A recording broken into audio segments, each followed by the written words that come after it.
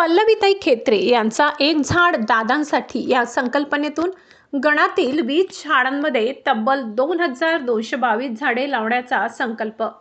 बारामती तालुक्यातील सुपे कारहाटी गणात दिवंगत उपमुख्यमंत्री अजित पवार यांच्या जयंतीनिमित्त जिल्हा परिषद सदस्य पल्लवी खेत्रे यांच्या पुढाकारातून पर्यावरण संवर्धनाचा अनोखा उपक्रम राबविण्यात आलाय।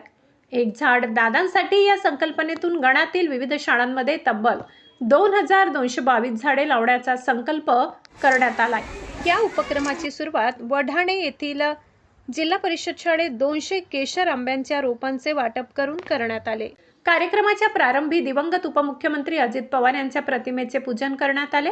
त्यानंतर विद्यार्थिनींनी अजितदादाविषयी मनोगत व्यक्त करत माझा आनंद या गीतातून भावपूर्ण श्रद्धांजली अर्पण केली।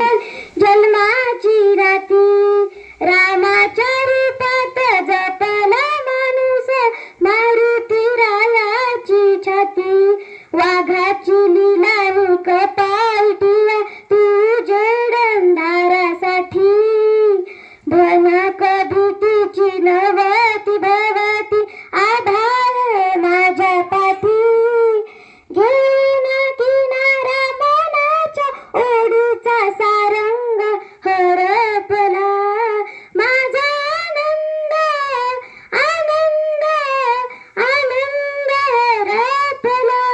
धन्यवाद। एक झाड दादांसाठी या संकल्पनेतून प्रत्येकाने एक झाड लावून त्यांचे संगोपन करण्याचा संकल्प व्यक्त करण्यात आलाय। उपस्थित मान्यवरांनी आपल्या भाषणातून अजित पवार यांच्या विकास कामांचा गौरव करत त्यांना आदरांजली वाहिली। तसेच पर्यावरण संवर्धनासाठी वृक्ष लागवड ही काळाची गरज असल्याचे सांगत विद्यार्थ्यांना लावलेल्या झाडांचे जतन व संवर्धन करण्याचे आवाहन केले।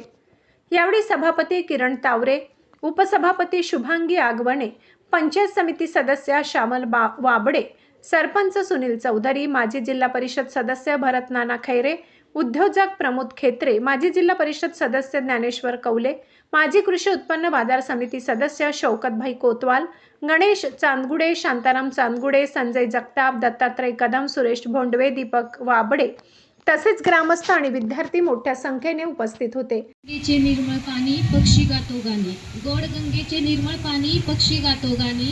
दादांना विनम्र असे अभिवादन करते या क्षणी हा उपक्रम साजरा केला आणि एक झाड दादांसाठी हा उपक्रम साजरा केला। खरंच आता आपण पाहत आहोत हे समोरील झाड दादांनीच लावलेलं आहे, त्याच्याच सावलीत ही मुलं आता बसत आहेत। यातूनच प्रत्येक ठिकाणी गेलं तरी दादांनी बऱ्याच ठिकाणी वृक्षारोपणाचेही कार्यक्रम घेतले, त्यातूनच आम्ही हा उपक्रम राबवला। या उपक्रमासाठी आपण सर्वच ग्रामस्थ इथे उपस्थितीत राहिलात, सर्वांनी सहकार्य केले, त्याबद्दल मी सर्वांचेच धन्यवाद देते, आभार मानते। या ठिकाणी पल्लवीताईंना धन्यवाद देत असताना, या ठिकाणी दादांना या ठिकाणी भावपुष्प वाहत असताना ईश्वरचरणी प्रार्थना करतो की दादांची उर्मी, दादांची शक्ती, दादांची प्रेरणा आम्हा सर्व